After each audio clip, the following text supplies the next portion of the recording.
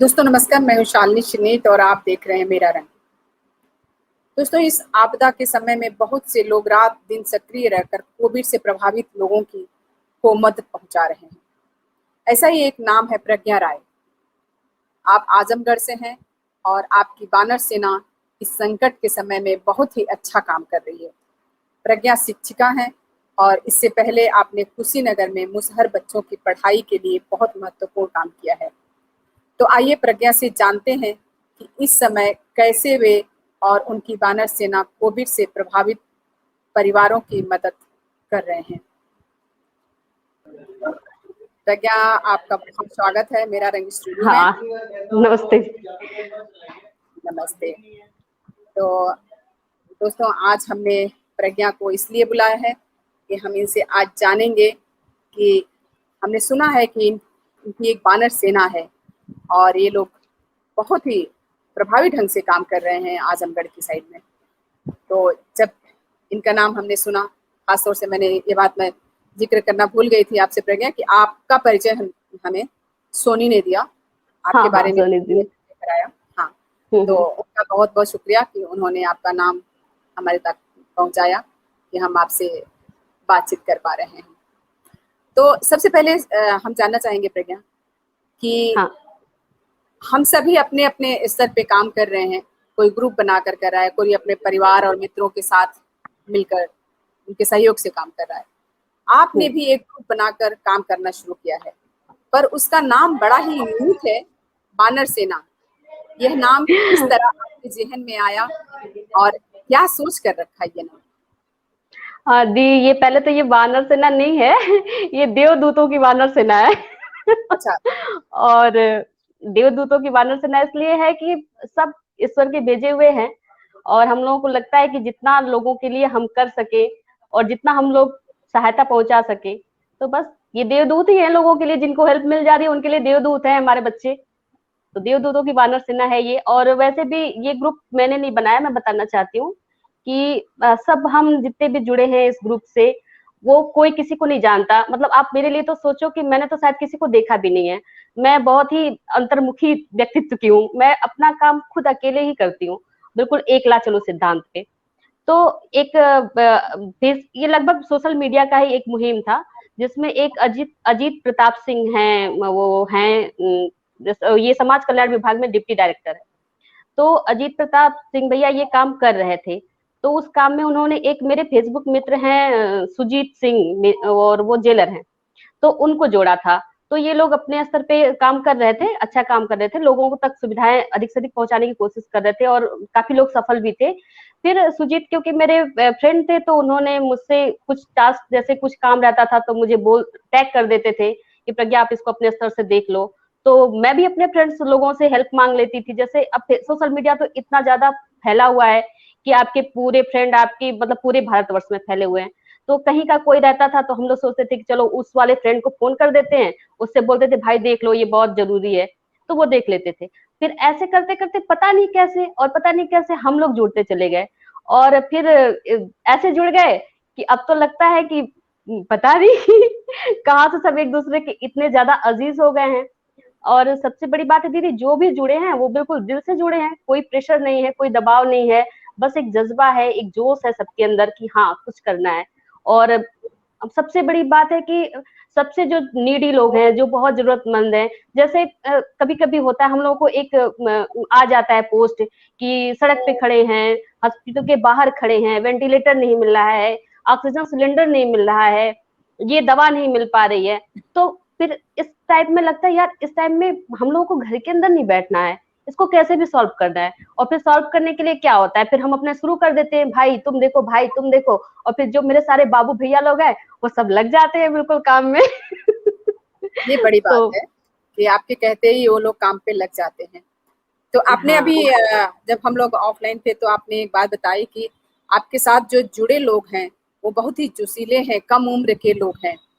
हाँ आपने ये बात बताई थी। तो हाँ हाँ शायद ये एक प्लस है आपके साथ कि वो लोग कम उम्र के हैं और उनके पास दूसरी बहुत सारी जिम्मेदारियां नहीं हैं, तो इसलिए ज़्यादा से ज़्यादा समय आपको दे पा रहे हैं इस काम के लिए, है ना? हाँ जी, हाँ जी, बिल्कुल।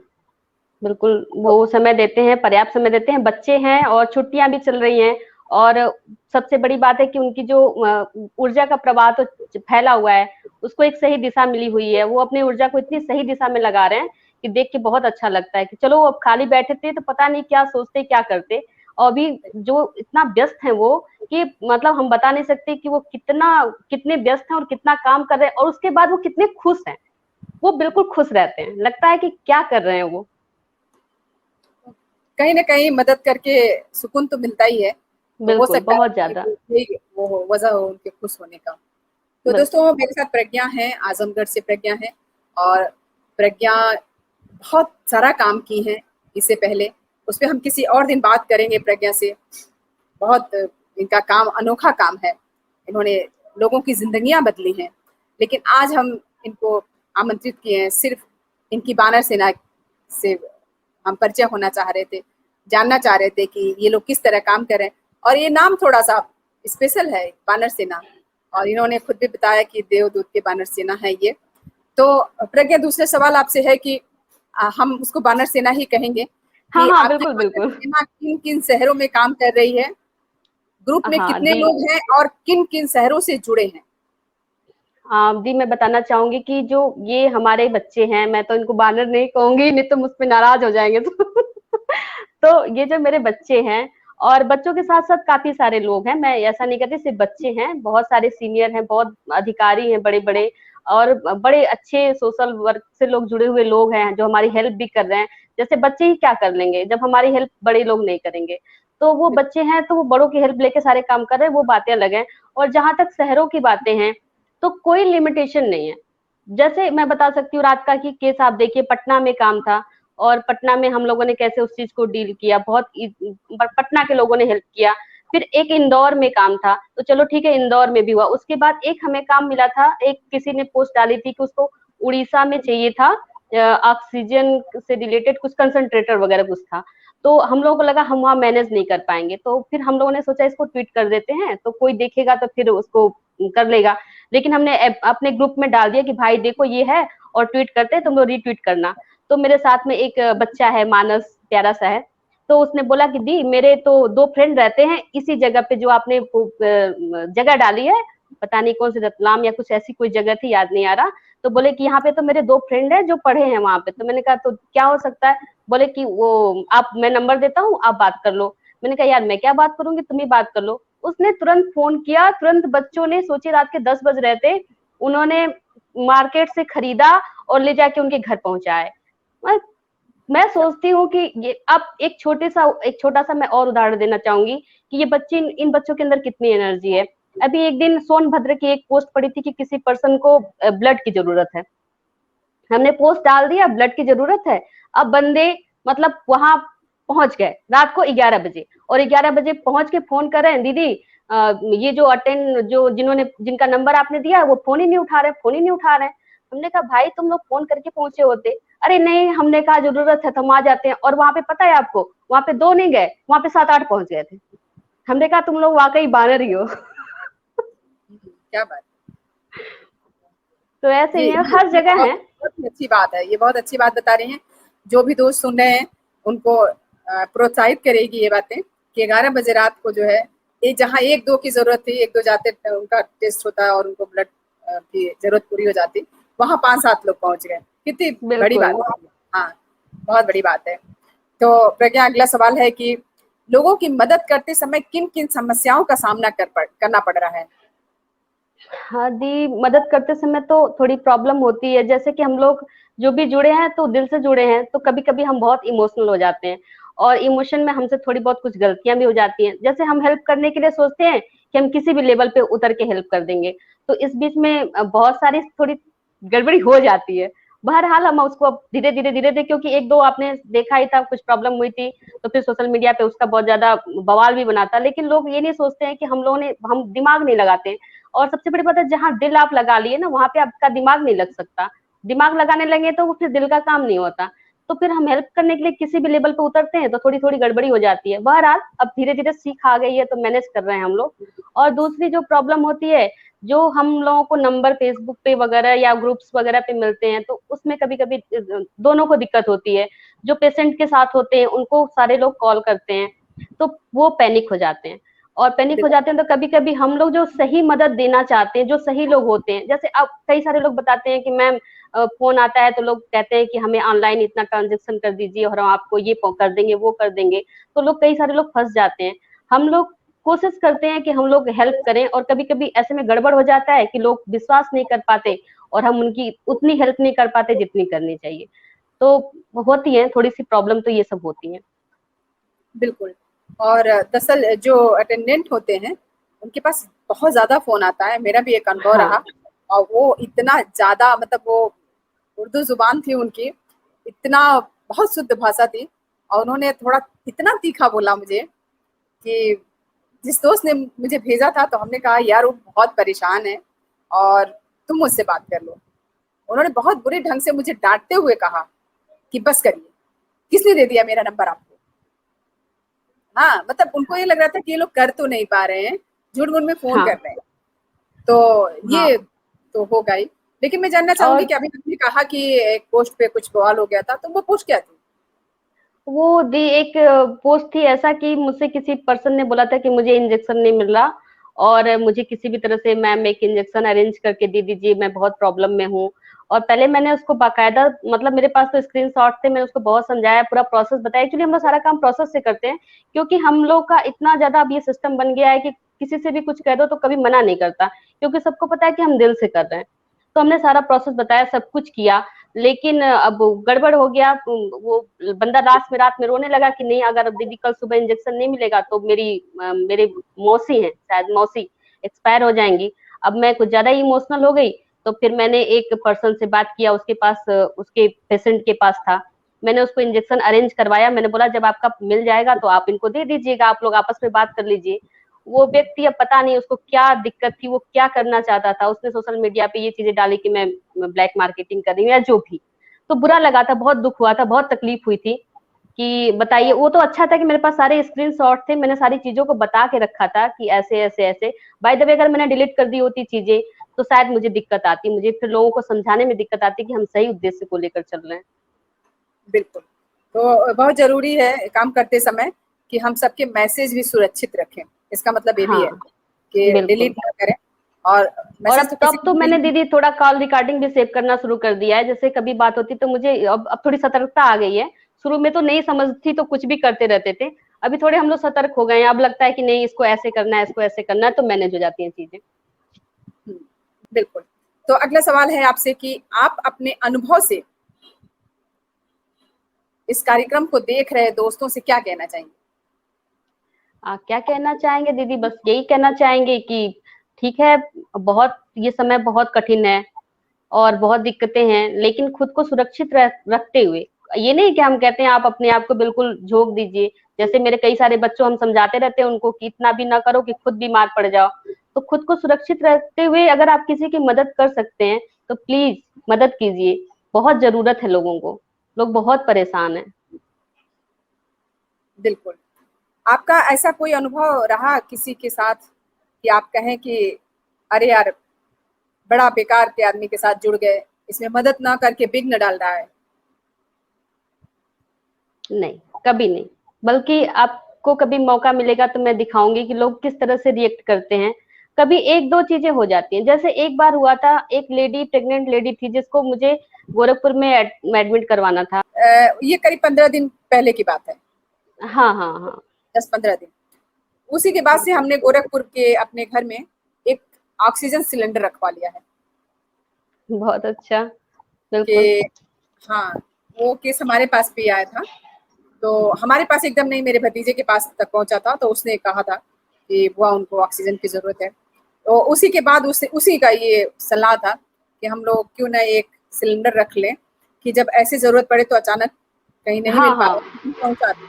जैसे वो सिलेंडर अब कल फिर से एक दोस्त के काम आ गया। एक दोस्त है, हाँ उनकी हाँ। मदर बीमार है, वहीं पास में ही क्या है, मोहद्दीपुर। मोहद्दीपुर में उनकी हम्म। मदर बीमार है, उनको ऑक्सीजन की ज़रूरत थी। तो एक दोस्त का फ़ोन आया और फिर हमने कहा कि आप जाइए हमारे घर से ले लीजिए। तो हमने ऑक्सीमीटर और ऑक्सीजन सिलेंडर अपने घर पे रखवा लिया है कि हाँ हालाँकि अभी एक-एक रखवाया है, उससे लोग ले जा रहे हैं, काम चला रहे हैं, लौटा दे रहे हैं।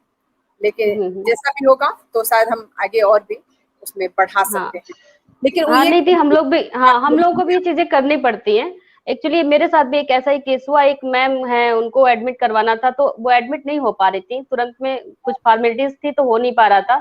तो उनके हस्बैंड ने बोला कि मैम आप मुझे एक ऑक्सीजन सिलेंडर और रेगुलेटर वगैरह की व्यवस्था कर दीजिए, जब तक एडमिट नहीं होती हम लोग इनको ऐसे दे देंगे ऑक्सीजन सपोर्ट। तो हमने उनके लिए, हमने बेड के लिए भी व्यवस्था बनाई और ऑक्सीजन सपोर्ट की भी व्यवस्था बनाई। उनको बेड मिल गया, हमारा सपोर्ट बच गया। तो उसके बाद हमने उसको रख लिया, अब पैसे लगा चुके थे हम लोग तो रख लिया। फिर नेक्स्ट डे खैर वो एक्सपायर हो गई, तो तकलीफ तो हुई चीजों का, लेकिन फिर वो चीजें दूसरों के काम आ गई, किसी को फिर नीड लगी वो ले गया। तो चीजें, अब इसमें कोई कह दे कि आप स्टोर कर रही हैं, आप ब्लैक मार्केटिंग कर रही हैं, तो ये चीजें नहीं होनी चाहिए। हम लोग एक नेक उद्देश्य को लेकर चल रहे हैं, तो इसको सबको समझना चाहिए कि नहीं, ये गलत नहीं है। क्या जरूरत है, हम भी तो घर में बैठे रह सकते हैं, आराम से टीवी देख सकते हैं, किताबें पढ़ सकते हैं, बच्चों के साथ रह सकते हैं। लेकिन अगर हम कर रहे हैं तो, और जबकि कोई फायदा, सबको सबको समझ में आता है कि इससे हमारा कोई फायदा नहीं। हम जिनकी मदद करते हैं दीदी, हम जानते भी नहीं कि हम किनकी मदद करते हैं, हाँ बस करते हैं, कर रहे हैं, जो भी कर सकते हैं वो करते हैं। बिल्कुल, हमारा कोई व्यक्तिगत आर्थिक फ़ायदा नहीं है, बस हमारा फ़ायदा ये है कि हम करके सुकून में हाँ होते हैं, सुकून, सुकून बहुत महसूस बहुत होता है सुकून। कि हमने हमें किसी की याद नहीं जान है, बचा ली या किसी की मदद कर दी। हाँ हमें याद ही नहीं कि हमने कितनी रातों से सोया नहीं है। आप हमें कभी भी देखोगे, हम 3 बजे भी आपको ऑनलाइन मिलेंगे, हम 10 बजे भी ऑनलाइन मिलेंगे, हम पूरे दिन ऑनलाइन मिलेंगे। अभी आप कह रहे हो कि फैमिली का सपोर्ट, तो मैं पता नहीं मेरे दोस्त और मेरे जो फैमिली है वो इस चीज को देख रही होगी कि नहीं देख रही होगी। मेरी फैमिली मुझसे बहुत नाराज चल रही है, और सब मुझसे बहुत नाराज होते हैं कि मैं पूरे दिन मोबाइल लेकर के और फोन पे बात करती हूँ, और मोबाइल में व्हाट्सएप और फेसबुक पे रहती हूँ। मैं उन लोगों को समझा नहीं पाती कि मैं नहीं छोड़ सकती। अब मैं इस दौर में पहुंच गई हूँ कि मेरे साथ के लोगों को मेरी जरूरत हो गई है। मैं अब अपने पैर को पीछे नहीं हटा सकती। शुरू में हो सकता है मैं हट जाती, लेकिन अब मेरे साथ इतने लोग हैं कि मैं हट नहीं पाऊंगी। और अगर बाय द वे मैं उनसे कह के हट गई कि अब मैं नहीं कर पा रही हूँ, तो मुझे सुकून नहीं मिलेगा, मैं बेचैन रहूंगी।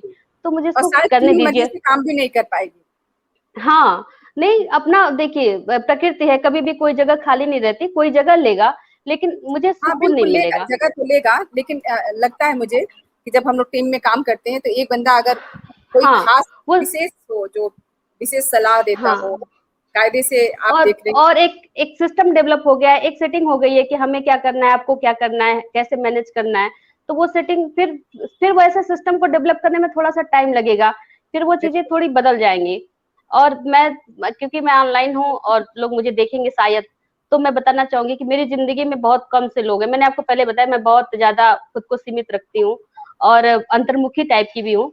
तो मेरी जिंदगी में बस मेरी जो फैमिली है, मतलब रिश्तेदार तो नहीं है मेरी फैमिली है, और मेरे एक दो चुनिंदा दोस्त है, एक ही दो मेरे दोस्त हैं। और मेरे फैमिली तो मुझसे बहुत नाराज है, बहुत ज्यादा नाराज है, क्योंकि मैं इसमें बच्चों की केयर नहीं कर रही और टाइम टाइम से कुछ नहीं कर रही। और सबसे बड़ी बात है, मैं खुद का भी ध्यान नहीं रख रही हूँ। मुझे मुझे याद नहीं है मैंने कब का खाना खाया। मेरे सामने कुछ रख जाता है, मैं खा लेती हूँ, और कोई नहीं रखता है तो मैं नहीं रखाती हूँ, मैं ऐसी रहती हूँ। और मेरे दो दो दोस्त हैं वो मुझसे इतने नाराज हैं कि उन्होंने मुझसे बात करना छोड़ दिया, मुझे मैसेज करना छोड़ दिया।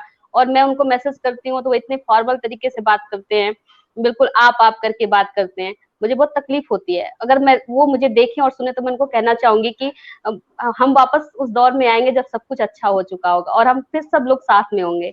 लेकिन अभी मुझे थोड़ा सा टाइम मेरे सुकून के लिए, मेरी खुशी के लिए, मुझे थोड़ा सा टाइम आप लोग दे दीजिए, ताकि मैं सुकून से रह सकूं। मुझे मुझे मतलब क्या बताऊं, मैं बहुत इमोशनल हूँ। मुझे डर लगता है कि मेरी जिंदगी में जो थोड़े से लोग हैं मैं उनको खो ना दूं। लेकिन मैं उनसे कहना चाहूंगी कि मैं वापस, हम लोग सब कुछ वैसे ही रहेंगे, वैसे ही करेंगे, थोड़ा टाइम लगेगा, जी, तो थोड़ा टाइम मैं के भी लिए। आपके आपके दोस्तों से ये बात कहूँगी कि वो नाराज़ ना हों, और हमारी और आपकी ये गुज़ारिश है कि वो पुराने दिन आएँगे, आप परेशान ना हों, फिर प्रज्ञा पुराने दिनों की तरह ही आप लोगों को समय देंगी। और आज तो बहुत ही महत्वपूर्ण काम में लगी हुई हैं, आप लोगों को तो सराहना करना चाहिए, आपको खुश होना चाहिए कि ऐसी दोस्त है, जो मानवता से भरी हुई है, मानवता के लिए काम कर रही है। नहीं तो जिस तरह देख रहे हैं हमारा सिस्टम किस तरह काम कर रहा है, ऐसे तो और महामारी फैल गई होती। अगर आम जनता सामने नहीं आती, आके आके काम नहीं करती, तो और ही महामारी फैल गई होती। तो आप सभी को तो गर्व होना चाहिए अपने इस दोस्त पे कि इतना अच्छा काम कर रही है आपकी दोस्त। लोगों को आपसे संपर्क करना हो तो किस तरह करें? बहुत स्पेशल क्वेश्चन है ये। हाँ हाँ, इसका बिल्कुल दीदी, जैसे मैं इस बारे में बात करना चाहती हूँ। अब मैं अपना एक एक्सपीरियंस भी शेयर करना चाहूंगी। जैसे हम लोग, मैंने जब ये काम शुरू किया तो मैंने सोशल मीडिया पे अपने नंबर डाल दिए हर जगह, मतलब जिसको भी चाहिए नंबर ले लो। और यहाँ तक कि मेरे इस मुहिम से पहले मेरे 700-800 फेसबुक फ्रेंड थे, अभी तो वो 5000 होने वाले हैं। और रिक्वेस्ट आती है तो मुझे सोचना पड़ता है मैं किसको निकालूं, किसको ऐड करूं। ऐड करने का कारण ये है कि लोग जब मैसेज भेजते हैं तो वो स्पैम बॉक्स में जाता है, तो मैं चेक नहीं कर पाती हूँ, तो वो चीजें छूट जाती है, तो बहुत तकलीफ होती है बाद में देख के। तो मैं सबको बस ऐड करती चली जाती हूँ। तो मेरे नंबर बिल्कुल सोशल मीडिया पे खुले हैं, और सारे लोगों को मैं कोई भी पूछता है दे देती हूँ। लोगों से बोलती हूँ कभी भी कोई मेरा नंबर मांगे आप नंबर दे देना। और आपको एक बहुत बड़ा आश्चर्य होगा कि लोग कहते हैं ना कि सोशल मीडिया पे नंबर आ गया तो ऐसी उल्टी सीधी कॉल आएगी, आपको परेशान किया जाएगा। मतलब बाय गॉड मैं सच कह रही हूँ कि एक भी मेरे पास ऐसी बुरी कॉल नहीं आई जिसने मुझे इरिटेट किया। मुझे जो भी फोन किया और बहुत रिस्पेक्टेड तरीके से बात करता है और बहुत अच्छे से अपनी बात को रखता है। और मुझे अच्छा लगता है कि मैंने सोशल मीडिया पर अगर अपना नंबर डाल दिया है। लोग मुझे शुरू में बहुत नाराज हो रहे थे कि ये नहीं करना चाहिए, ऐसे नहीं करना चाहिए, लेकिन नहीं, कोई दिक्कत नहीं है। मुझे कोई दिक्कत नहीं हुई अपना नंबर शेयर करके। मेरे नंबर तो मुझे लगता है सबके पास होंगे, और सबको शेयर करने के लिए कहती हूँ कि कोई नहीं, आप लोग शेयर करो, मेरा व्हाट्सएप नंबर है, मेरा कॉन्टेक्ट नंबर है, एकदम शेयर करो। तो प्रज्ञा, चलते चलते मैं ये पूछूंगी कि क्या आप अपने बानर सेना का परिचय इस तरह कराएंगी कि कौन कहाँ से है और क्या काम संभाल रहा है? हाँ, पॉसिबल नहीं है। पॉसिबल नहीं। मैंने आपको बताया ना कि मैं किसी को नहीं जानती। बस मैं मतलब इतना मेरे पास पता नहीं कितने कॉन्टेक्ट्स हो गए हैं, और कितने जा रहे मेरे मेरे मेरे भाई, मेरे छोटे छोटे भाई हो गए, और बड़े बड़े भाई भी लोग हो गए हैं, सब लोग, और दीदियां हो गई हैं। और सबके नाम मैं सेव करती हूँ। कोविड राजन, कोविड मानस, कोविड ये, कोविड वो। कौन से डिस्ट्रिक्ट से है, कौन क्या कर रहा है, कुछ नहीं पता, बस कर रहा है, कर रहा है। ये बहुत बड़ी कभी, बात है। हाँ बस। और जैसे कि मैंने अभी थोड़े दिन पहले ही पढ़ा था फेसबुक पे कि किसी ने लिखा कि क्यों इसकी वानर सेना नाम आप लोगों ने रख दिया, अच्छा लगता है वानर सेना, कोई कहता है। मेरे दोस्त भी मेरा मजाक उड़ाते हैं कि अब ये वानर सेना में काम कर रही है, ये वानर सेना बना रही है। तो मैंने एक दिन फेसबुक पे ये पढ़ा था कि वानर सेना कोई बुरा नहीं है। श्री राम भगवान जब युद्ध करने के लिए गए तो वो अपने साथ किसको रखा, उन्होंने वानरों को रखा। क्यों रखा? क्योंकि ये शायद मनुष्यों को लेके उन्होंने युद्ध किया होता तो जाति धर्म में और जेंडर में लोग दिक्कतें क्रिएट करते, लोग शायद इस तरह से नहीं जुड़ पाते, और वो जिस उद्देश्य को लेकर के आगे बढ़े वो उद्देश्य पूरा नहीं हो पाता। बस हमारी वानर सेना भी ऐसी ही है। इनमें कोई नहीं जानता कि कौन कहाँ से है, कौन सा जाति है, कौन सा धर्म है, कौन से लोग हैं, क्या उम्र है। आप नहीं यकीन करोगे, मैं अगर मेरे पास कभी कभी ऐसा होता है कि 35 साल का भी कोई व्यक्ति फोन करता है तो मैं सीधे यही बोलती हूँ, हाँ बाबू बोलो। मुझे नहीं पता वो 35 साल का है, वो मुझसे बड़ा है, मुझसे छोटा है, वो क्या है, हाँ बाबू बोलो, हाँ भैया बताइए। मतलब बस कर रहे हैं, और एक दूसरे से ऐसे ही जुड़े हैं, और बहुत दिन से जुड़े हैं। मुझसे बहुत बड़े बड़े लोग मुझे दीदी दीदी करके कहते हैं, दीदी करके कमेंट करते हैं। मैं कभी चेक नहीं करती वो क्या है। मतलब आप एक दिन सोचो कि एक बहुत बड़े अधिकारी, मैं क्या नाम लूं, उन्होंने मुझे फोन किया तो मैं सीधे उनको बोलूं, हाँ बाबू बताओ क्या काम है। फिर उन्होंने बोला, अरे मैं ये बोल रहा हूँ। मैंने कहा हाँ सॉरी। तो बस ऐसे ही है सब कुछ। बहुत बढ़िया, बहुत अच्छा काम आप लोग कर रहे हैं। और प्रज्ञा, आपका बहुत बहुत धन्यवाद ये जानकारी देने के लिए कि आपकी वानर सेना किस तरह काम कर रही है। तो मैं बस इतना कहूंगी कि आप इस बात से परेशान मत होइएगा कि कोई कहे अगर कि वानर सेना क्या नाम रख लिया। यूनिक नाम है, बहुत ही अलग तरह का नाम है। बिल्कुल अलग दिखेंगे अपनी टीम के साथ। कहीं भी आपका नाम आएगा तो वानर सेना, वानर सेना नाम आते ही लगता है कि एक झुंड में लोग काम कर रहे हैं। हाँ हाँ, बिल्कुल बिल्कुल सेम यही तो आया, सोचिए। जब उन्होंने मुझे इसका परिचय कराया वानर सेना की, तो मुझे लगा कि एक झुंड में काम करने वाले लोग हैं। मतलब अपने आप हाँ ग्रुप कहने की जरूरत ही नहीं है, एक झुंड में हाँ काम हाँ। करने वाले लोग हैं, और कोई उनको कोई बानर आपको, सेना हाँ, कहते हैं। और कोई निर्देश नहीं देना है आपको। आप एक जैसे जैसे बानरों की भीड़ में आपने एक मतलब कोई फल उछाला और सारे टूट पड़े उसको खींचा करने में, बस वैसे ही आप एक कोई केस उछाल दीजिए और फिर मतलब कट मर जाएंगे बंदे उसको सॉल्व करने के लिए, मतलब कुछ भी कर डालेंगे। सोचिए कितने बड़े बड़े अधिकारियों को फोन कर देते हैं, इतने छोटे छोटे बच्चे, 17 18 20 22 साल के बच्चे, किसी भी सांसद को, किसी भी विधायक को, किसी भी बड़े अधिकारी को, डीएम को, मतलब उनका कोई भरोसा नहीं है। वो किसी को फोन करेंगे, उनको काम से मतलब है, बस होना चाहिए, बस हो जाए किसी तरह से, तो वो बहुत किसी भी बहुत स्तर बड़ी पे बात, उतर के करते हैं। ये बहुत सुंदर बात है।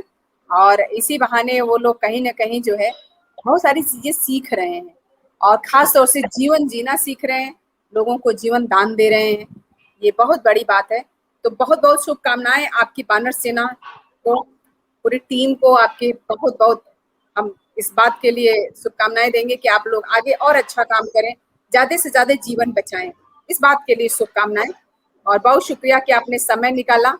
दोस्तों बताएँ जैसा कि प्रज्ञा ने खुद बताया कि अंतर्मुखी हैं और इन्होंने मुझसे एक बात कही थी, वो मैं यहाँ पे इनका राज शेयर कर देती हूँ। इन्होंने कल मुझसे कहा कि क्या वो ऑनलाइन होगा? हमने कहा हाँ। तो बोली कि अच्छा ठीक है, मैं कंफर्टेबल नहीं होंगी। फिर हमने कहा कि आज बात खत्म हुई तो हमने कहा कि कितने बजे हम लोग रिकॉर्ड करें? तो इन्होंने कहा कि ऑडियो में करेंगे ना? हमने कहा नहीं भाई वीडियो में करेंगे। तब भी इन्होंने कहा कि दीदी नहीं ऑडियो में कर लेते हैं, मैं कंफर्टेबल नहीं हूँ। तो ये ऐसी ही हैं, बहुत अच्छा काम कर रही हैं।